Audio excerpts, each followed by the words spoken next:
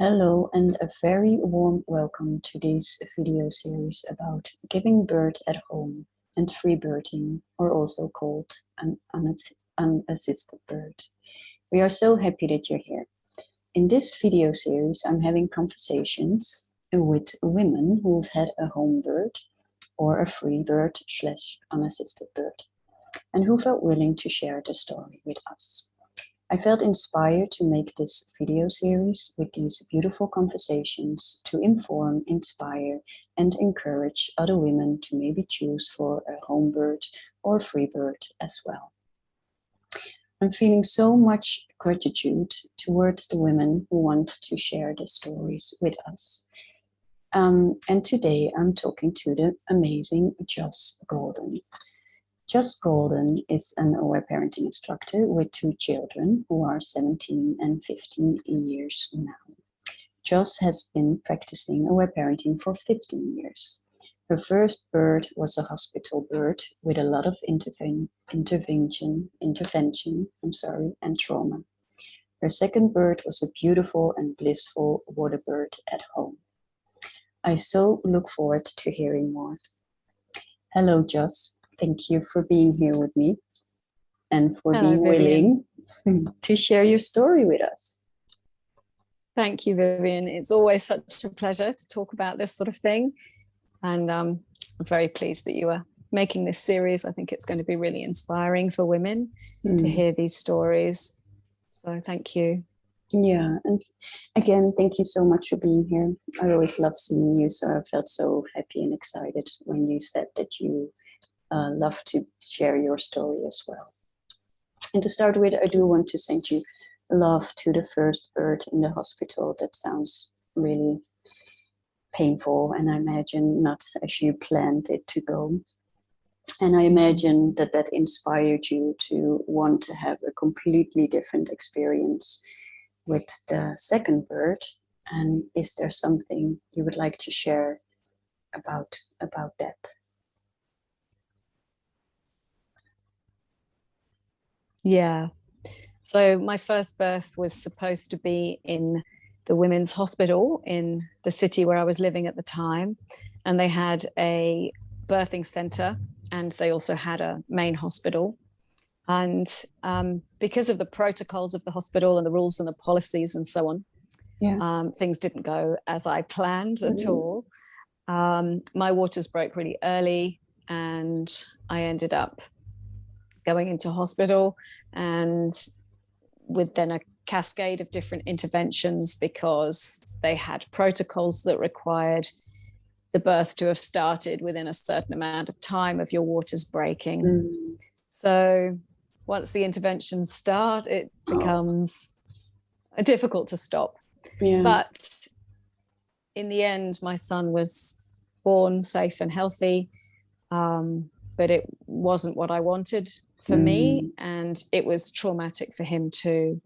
So I'm really grateful to have discovered aware parenting and to have learned so much about how to support our children to heal from the stress of trauma of birth. But at the time, I didn't know about aware parenting, but I did know about healing myself and supporting myself with processing that experience, and then preparing myself for a completely different experience second time round. So yeah, I did a lot of work. I read a lot of books, because that's how I like to do things, and researched a lot about birth and about how to give birth well. And I read a particularly beautiful book that I remember called Face to Face with Childbirth, which was all about supporting women to feel empowered and to feel our strength and our natural capacity to give birth in a way that is empowering and beautiful. And I really, really loved that book. So I did lots of research about some of the physiological aspects of birth too, about how giving birth in water reduces the length of the first stage of the of the birthing process significantly, and how being in the warm water also reduces pain. I did research on different positions and how squatting increases the size of the pelvis really significantly to help with the second stage and the delivery of the baby. So lots of that kind of thing I investigated much more thoroughly. And in fact, when I had my first birth, it was only a few weeks before my first child was born that I even realized that home birth was a possibility. I hadn't heard of it before. Oh no. So yeah. And the city where I was living, we had a really beautiful community midwifery program. So I didn't have a free birth. I had a midwife present, a community home birth specialist midwife. And she stayed with me. And she did all of the sort of prenatal visits at home. She met my family, she met my son. She was she felt like a friend, a very knowledgeable and wise friend who helped me through the whole process of the pregnancy and the birth. And she brought with her so much reassurance because she had considerable experience supporting women to give birth at home.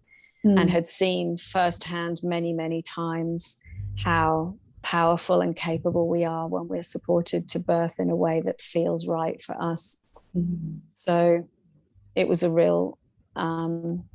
really important part of my experience to have her support and care. I so understand. And especially you know so much about it, that you said she was so knowledgeable, but still so close as a friend. So you completely trusted her, I imagine, and you felt safe with her. And absolutely. I've got so many questions coming up already straight away. So I'm just trying to figure out where to start before jumping to the bird straight away. So yes, you said that you read some books, and you mentioned Face to Face with Bird. That was a really good one to prepare for you. Are there a few other books that coming to your mind that like, oh yeah, those are I found great as well? Yeah, I'm trying to remember because it was 15 years ago. I can't totally remember, but I do remember reading some books by some midwives. There's a really famous midwife. I can't remember what her name is, but I can Google it and I can Google it and send it to you. Yes, much older. Yeah. And I did wrote her down because I've been doing some research. Ennis?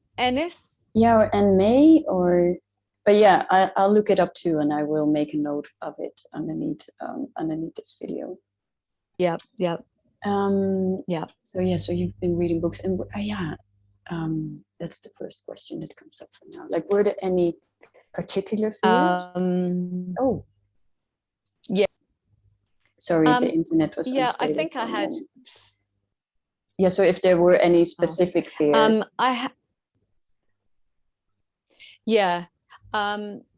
I think one of the fears I had was about how I could support my son to be present and to be cared for, whilst also being available to really support myself in a way that I needed to go quite deep into myself and be focused and on myself. And of course, my son was 2, and I'd had the last 2 years really focusing on his needs, not so much on mine. So that was one fear. And my beautiful mother-in-law came out from the UK all the way to Australia to stay with us to help look after my son so that I could feel free to birth and to focus on what I needed to do. So that was awesome. And in fact, I started having contractions. I remember my midwife came for a visit, and we were just chatting near the birth pool that I'd set up at home. And she looked at me and said, "You're having contractions." And I had no idea that I was having contractions. So I would sort of just put my hand on my belly and I was like, "Oh yeah, so I am." And she said, "You can't." And she said, "When is your mother-in-law arriving?" And she was coming a couple of days later. So I had this big conversation with my baby, and I was saying, "You can't come yet. Please don't come yet, because grandma's not arriving for a few days."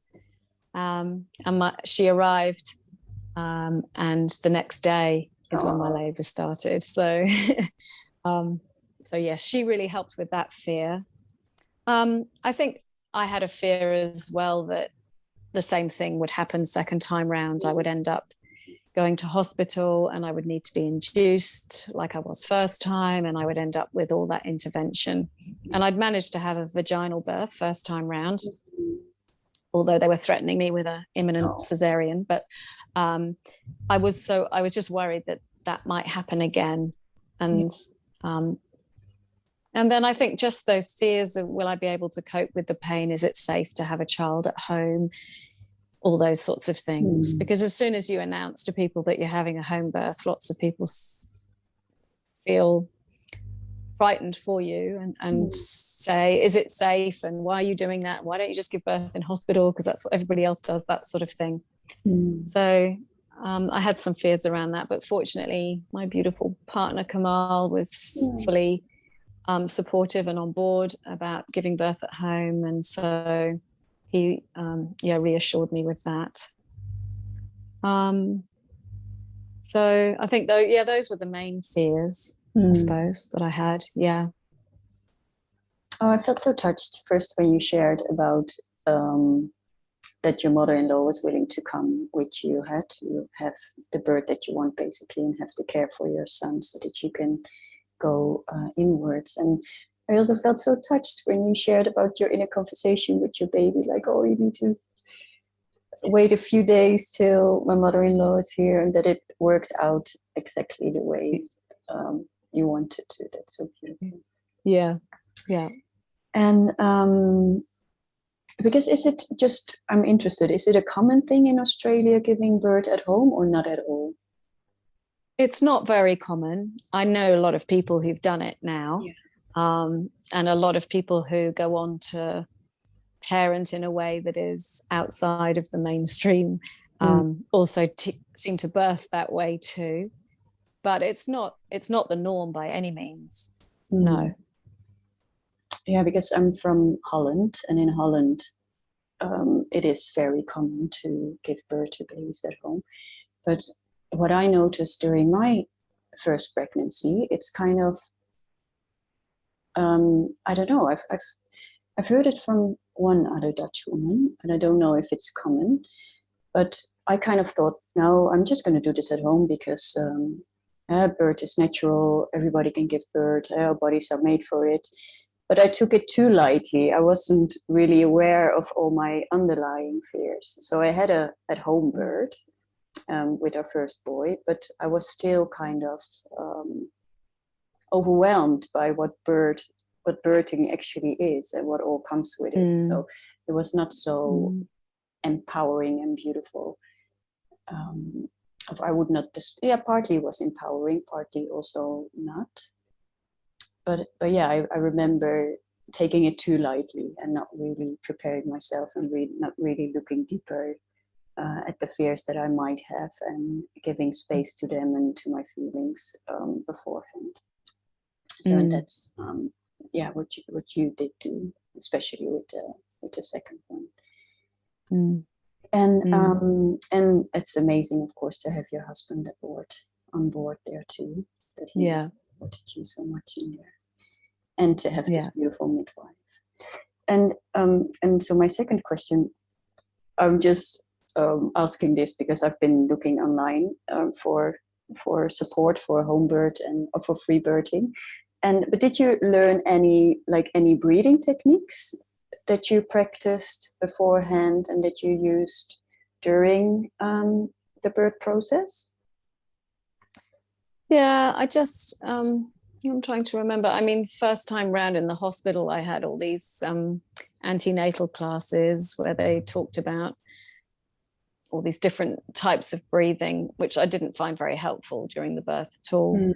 So second time round, I learned, I did a lot of sort of visualization whilst I was breathing, and really focusing on the breath as a way to stay really calm and to stay relaxed, particularly during contractions, and to visualize opening and to visualize letting go and all that kind of stuff, and to use my breath through that. And I found that much more helpful than anything I'd learned in the hospital.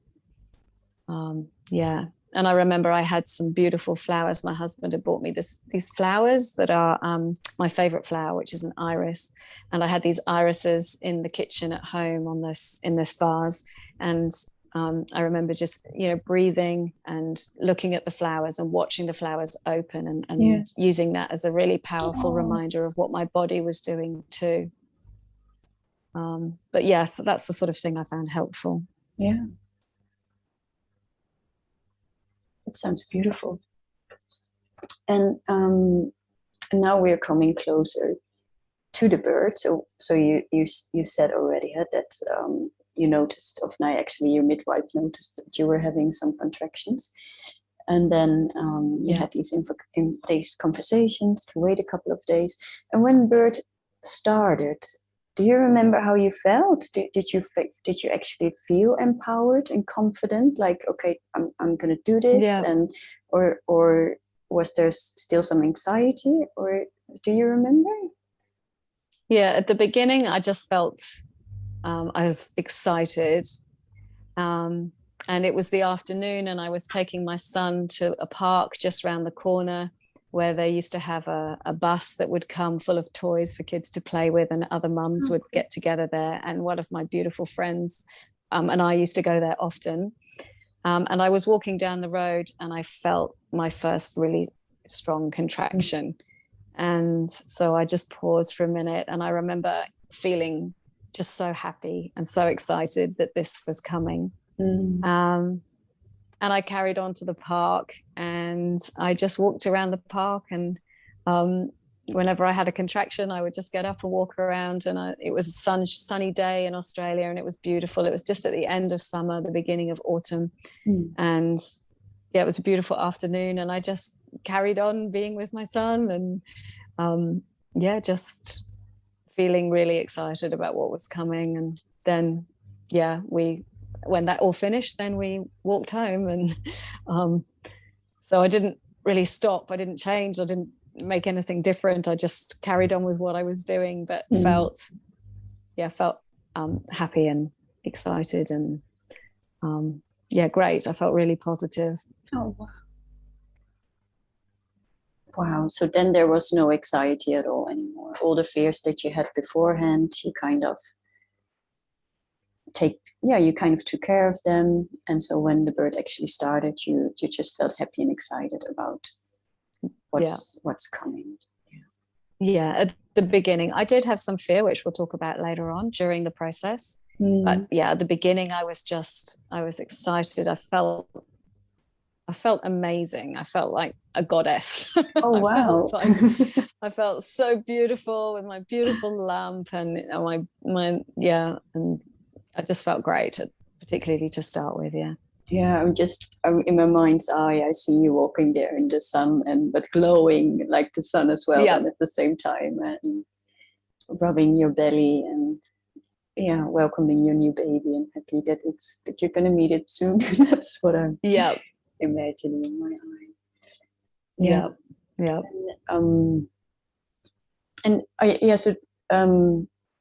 Did you then call the midwife straight away, or did you stay a bit at home and then called later?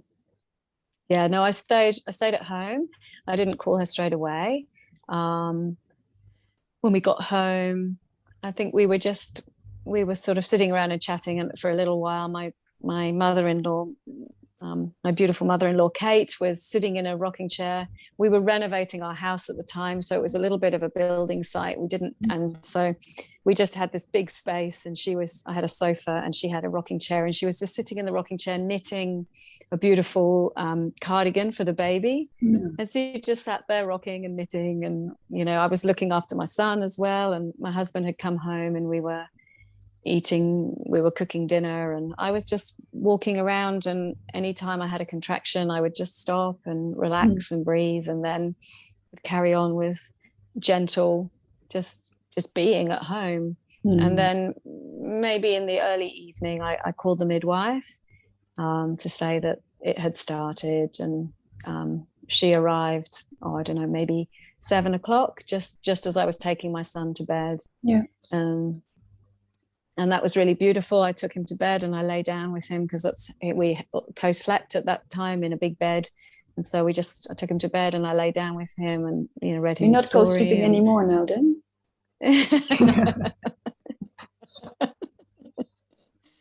No, sadly not. Sorry for that. And no, that's okay.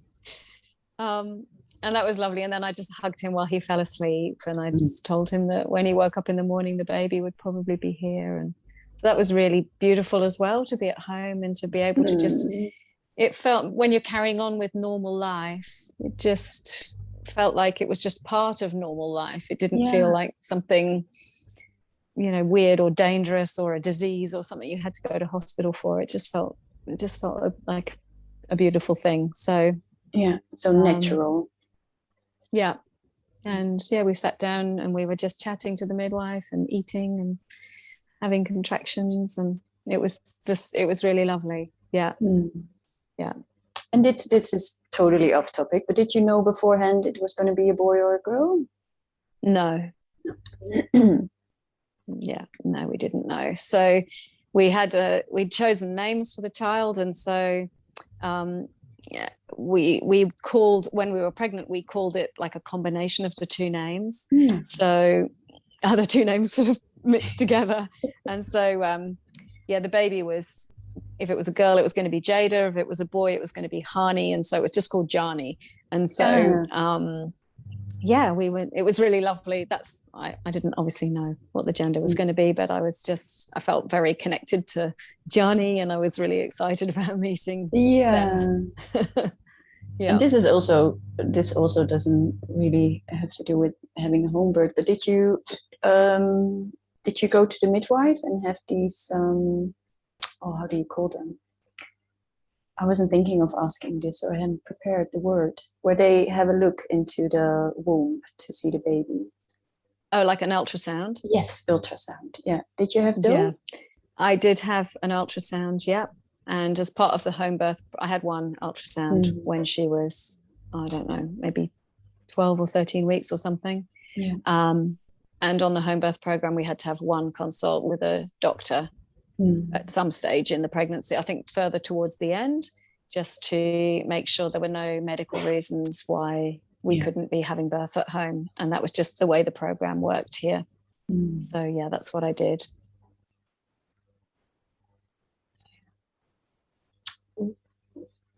I'm so enjoying your story so far. Thank you. Me too. I'm loving remembering it.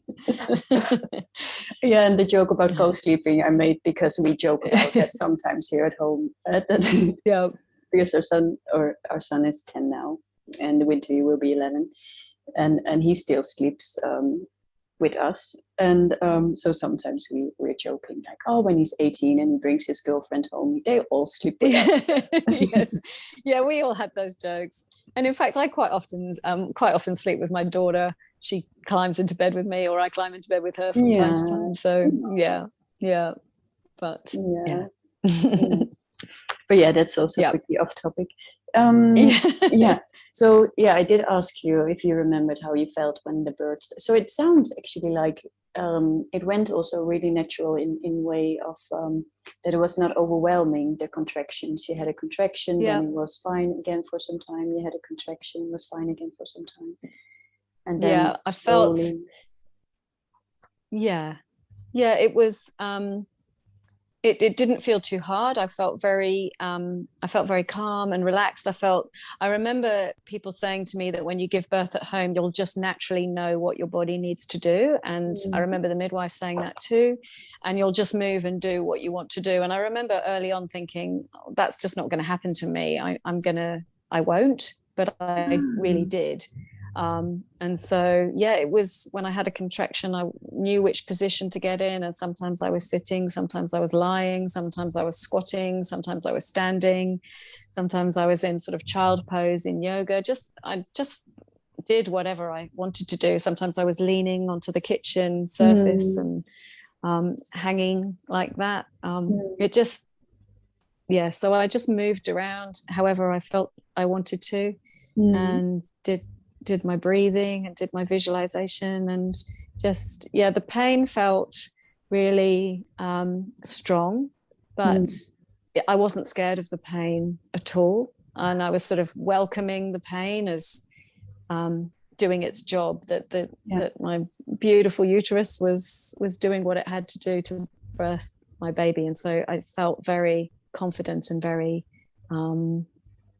relaxed. And do you think that because of having given birth already once before, that it helped you this time to feel more confident about yourself and your body?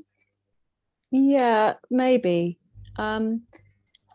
Yeah, I think because I tried, I'm not sure what the answer is to that question, actually, because in some ways it did. And in some ways it made it harder because I hadn't felt confidence in my body as a result of the first birth. And in fact, about 4 or 5 months before my second child was born, I'd been my friend's birth partner at her birth. And her birth had been very difficult and very challenging for her, and she'd ended up having cesarean. So I'm not sure whether those experiences helped or not, but they certainly helped me to prepare in a way that I needed to in order to feel confident myself. So I don't think it was, it wasn't those experiences helping so much as me knowing that those experiences were really difficult. And so in order to help myself, I needed to do lots of work and lots of preparing. If that makes sense. Yeah. It does. I was just wondering, sometimes because of having given birth already once before, you kind of know a little bit what to expect, even though we forget. Oh yes. We forget what it's like, but still we do remember, maybe like, oh yeah, I remember this. Oh yeah, I remember that. And then maybe because of knowing how it actually works or can work, that can help us prepare better. And so that we can kind of welcome it more prepared than with the first one. Yeah, I think just because my first had been so difficult and so hard, that that didn't really help me. I mean, I knew that my body could do it, but I wanted it to be different. So So that was really your motivation. It didn't help you, but it was your motivation to have a completely different experience this time. Yeah. Okay, so now we move more to the birth. Would you like to share how that was for you? So I think I had contractions for maybe, I had a look at my notes, the notes that the midwife made today, so that I could remember exactly the course of events. But about 10 o'clock, 11 o'clock at night, my contractions started to slow down. And that's when I started to get worried. And I started to be concerned that it was going to happen. I was going to have to go to hospital. I was going to have to be induced. And that it was going to be similar to before. So I carried on having contractions for a few hours, but around midnight, probably, my labor stopped completely and I stopped having contractions at all. And my midwife, I said to her, am I going to have to go to hospital? And she said, no, not at all. Your body's just stopping, and that's okay. I'm going to go home. Why don't you go to bed and go to sleep? And probably what will happen is you'll wake up in the morning and you'll start your labor again. So I'm going to sleep. You go to sleep, and I'll see you tomorrow. So I went to bed, and with my husband and with my boy was obviously in bed. And that was it. I went to sleep, and I just trusted that was going to be okay, and that my body was going to be fine, and that when it was time, I would wake up and start labor again. So I went to bed about midnight, and I slept till about 6 o'clock probably. And at no stage in this process did anybody examine how far dilated I was or anything like that. She just helped me to just trust my body that it would happen as my body needed it to happen. So then about 6:30 in the morning or so, I woke up and my contractions started again immediately. And I said to my husband, yeah, this is it, we're going. And we filled the birth pool, and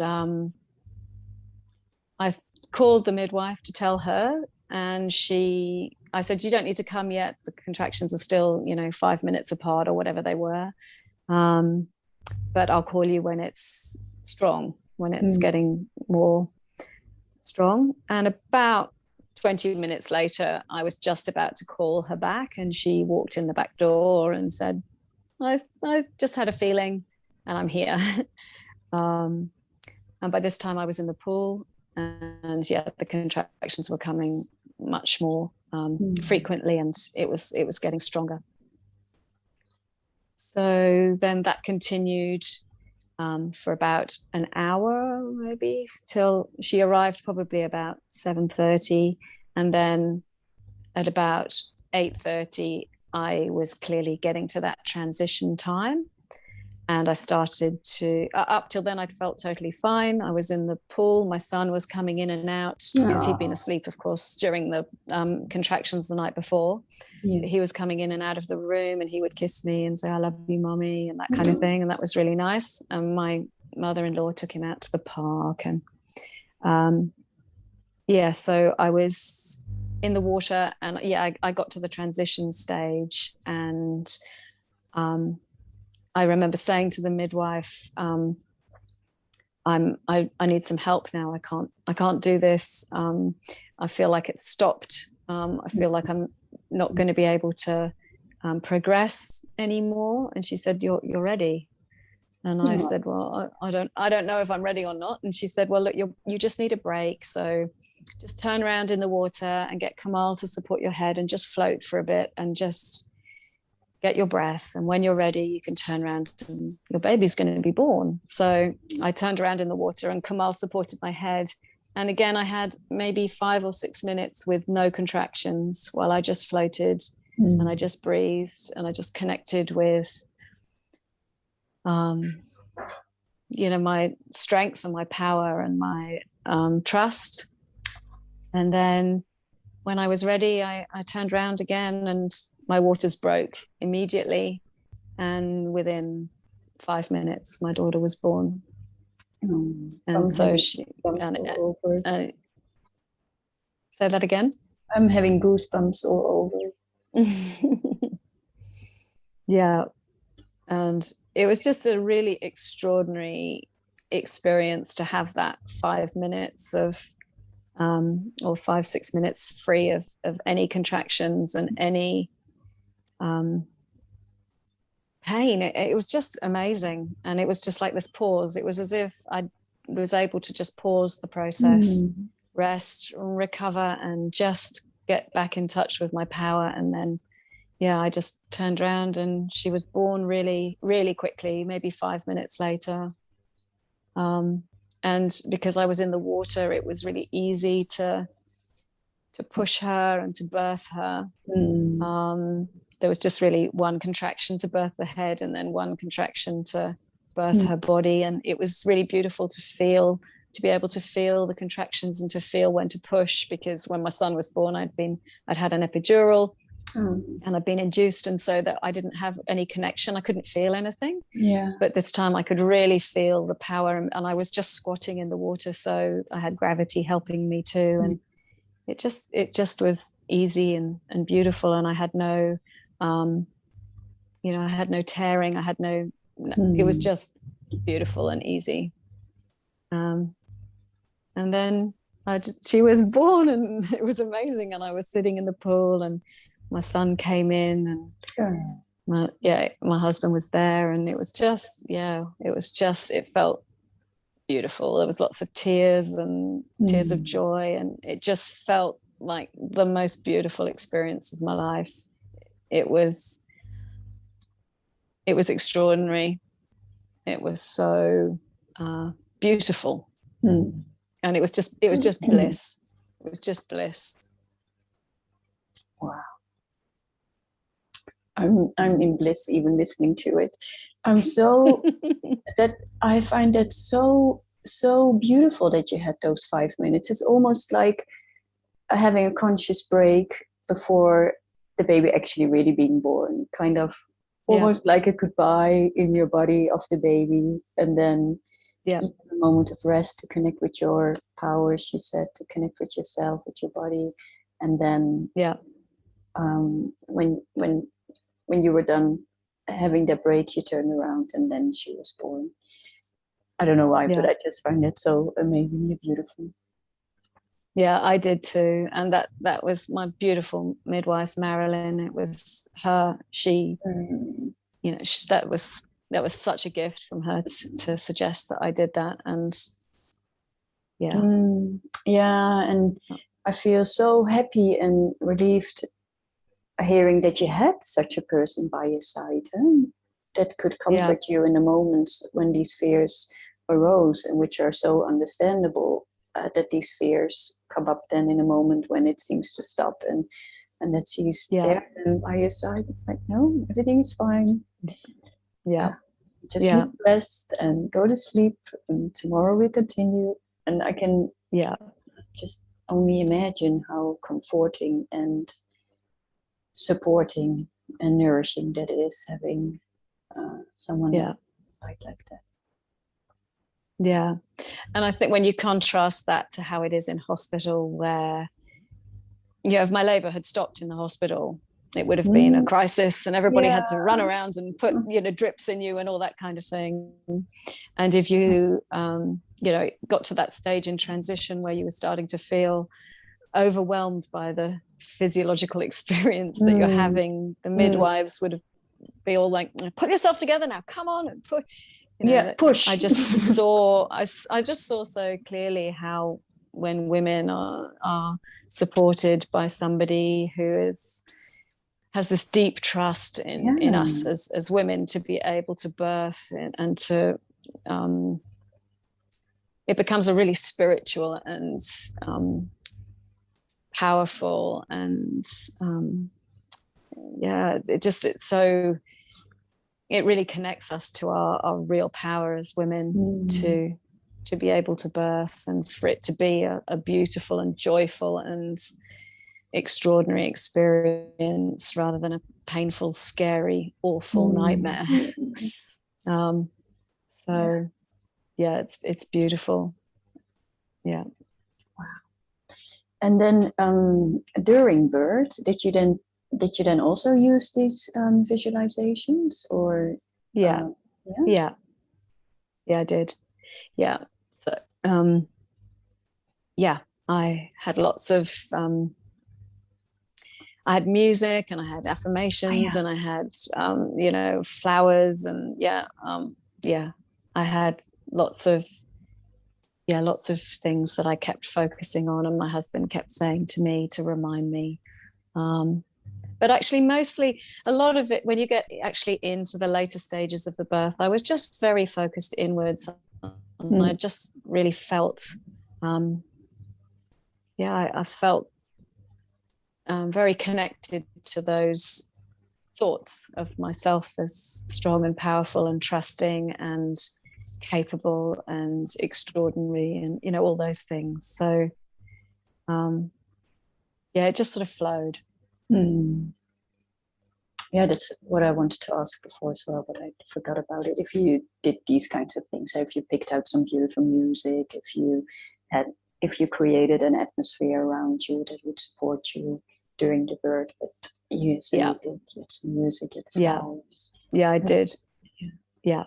And I loved our home, and we moved into our home a few years before, and my husband had been slowly rebuilding it, and it was just this beautiful space that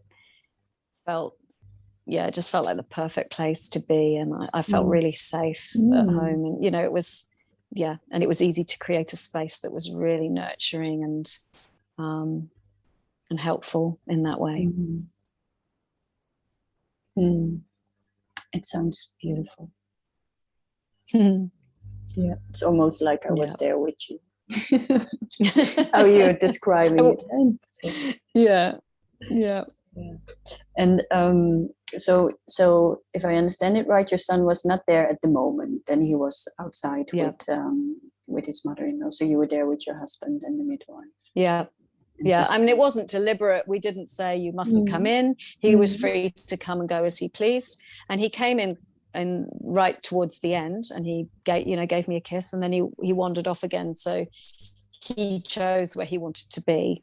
And he came in, very, very shortly after she was born. But I didn't want him in the pool with me. I just needed to be on my own. Yes. And he didn't ask to be there either. So, he just, was free to move around as he wanted as well. Yeah. Yeah. Okay. So you needed your space, so to say. Yeah. Wow. Yeah. And how do you feel now when you think back of it? Yeah, I feel because I feel amazing because 15 years ago, you said. Yeah. Well, it is amazing. And she was born at about just before 9 o'clock in the morning. And what was also extraordinary is that she came a week early, and she was born on my birthday. On your birthday? Oh, wow. Yeah. So that was also really beautiful and extraordinary, and just felt like the most amazing gift that I could ever have, to have had this beautiful, empowering experience, and to be so filled with like this blissful, joyful love, and to have my beautiful daughter born on my birthday. We just felt amazing. And it was early in the morning, and we got to spend the whole day, just the rest of the day together, just being at home. It was really lovely. And so, every year, of course, we celebrate our birthdays together, and we often talk about her birth, and we look at the photos, and I always say that, my son being born and becoming a mother was the most incredible experience of my life, and my daughter being born in this amazingly beautiful, blissful way was the most beautiful and empowering experience of my life. And the fact that it was on my birthday too was just this icing on the cake. Wow.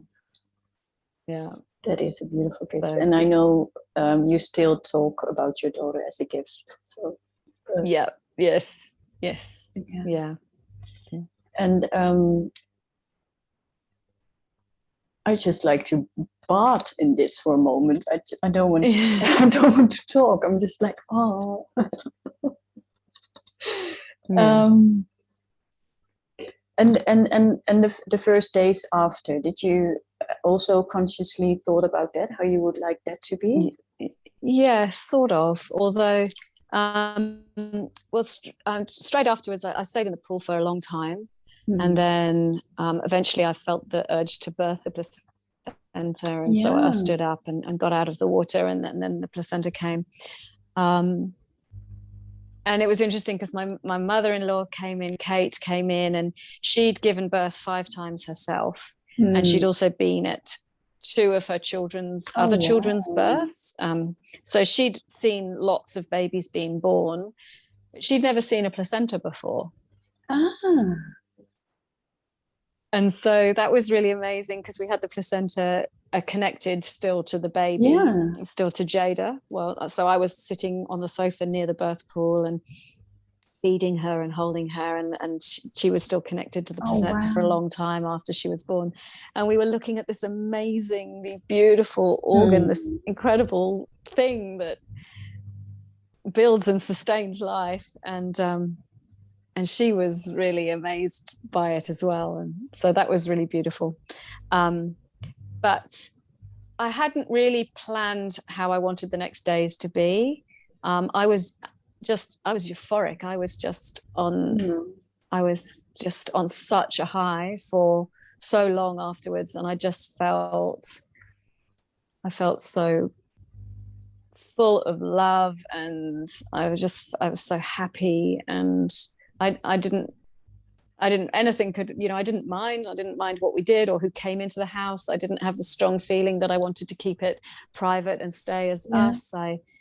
We had a beautiful neighbor, Joanne, who lived next door to us at that time, and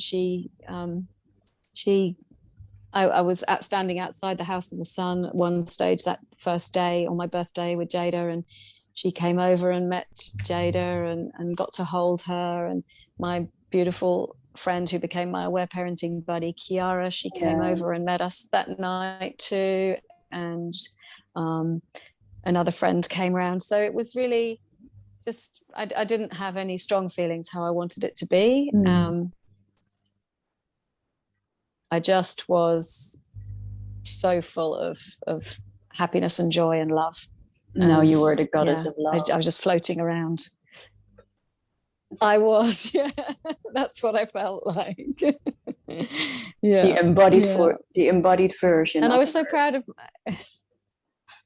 yeah, and I felt so proud of myself in a way. I just felt so amazed that my body had been able to do this, and that it was so healing from my first birth too, and so it was just really powerful in so many ways. Oh, I'm so happy for you. Thank you. That you got to experience such a different experience this time. And how is that for you now when you look back? The door is open, that's why there are so many sounds in the background. I'm just quickly going to close it. Okay.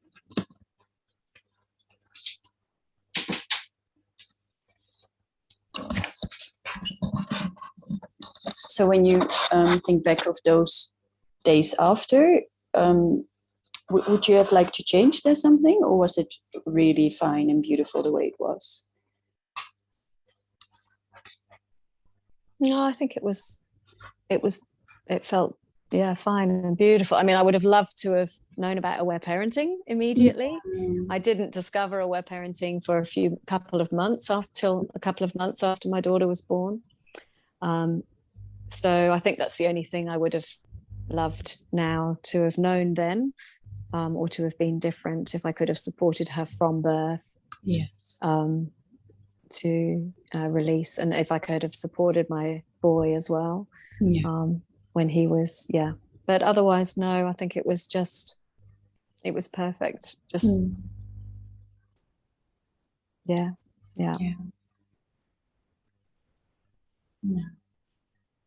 So beautiful. And for the women who are watching or listening to this, do you have a message for them? Do you have something that comes up for you to tell them? I think I would just say to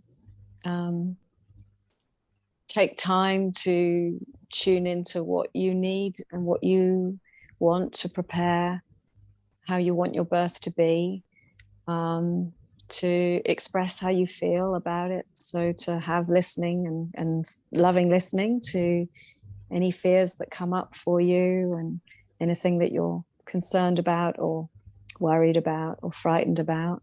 And to do whatever you need to do to feel a deep sense of trust that you've got this, and your body is this extraordinary, capable and powerful thing that is designed specifically to do this one thing, and that is to grow and to birth and to nurture a baby. And so, if you can do whatever you need to do to be reassured so you can trust yourself, then it can be a really beautiful and powerful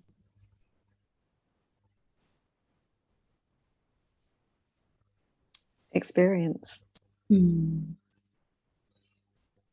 That's beautiful. Yeah, and what I hear in your story so much is the oh, I saw the internet's unstable message coming. Are we still good? Yeah. Yep. That support in your case, support was also really helpful and nourishing to have someone at your side who supports you in that what you love to do, that what you wish to do, and who trusts you and who can be there for you. And for me it was Kamal, who was just amazing. Like he was. Can you send her over? So him. Sorry, I'm talking about my husband. Sorry. I thought you were talking about your midwife. Yeah. So he was amazing. He was just really trusting and supporting and there by my side all the time. That was beautiful. And my midwife Marilyn was just a really, she was like a fairy goddess witch. Amazing. She was amazing too. So I'm so grateful to her all the time. I always feel real gratitude for that. And so you did not have a lotus bird. So you did have the placenta still connected to your doctor for a long time. But then you did decide to cut the cord. Maybe if I can't remember, a few hours. I'm not sure exactly how long we stayed like that for, but it was, I think I wanted it till it stopped. I wanted to make sure it wasn't, that she still got lots of those sort of nutrients and that connectedness for a few hours. I can't remember how long it was, but we didn't keep it for a long time. But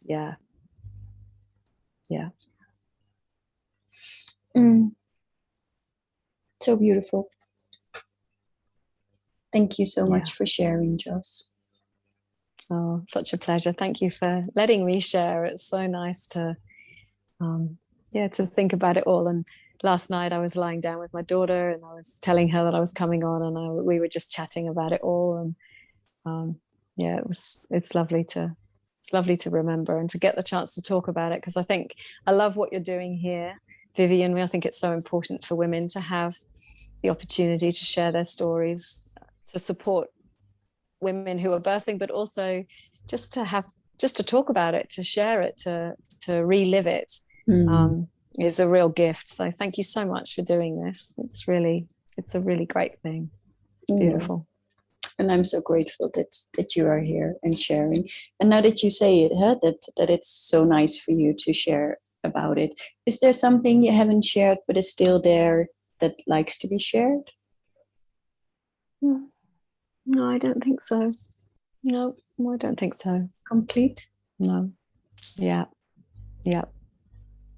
Okay. Then I'm going to say bye for you for now, but do you stay on just a little bit? Yeah? Sure. Okay. Yeah. Then thank you so much, Joss, for sharing your story here with me and with us. And and thank you for being here and listening and watching. And I'm looking forward to seeing you in one of the following conversations. Bye-bye. Bye-bye.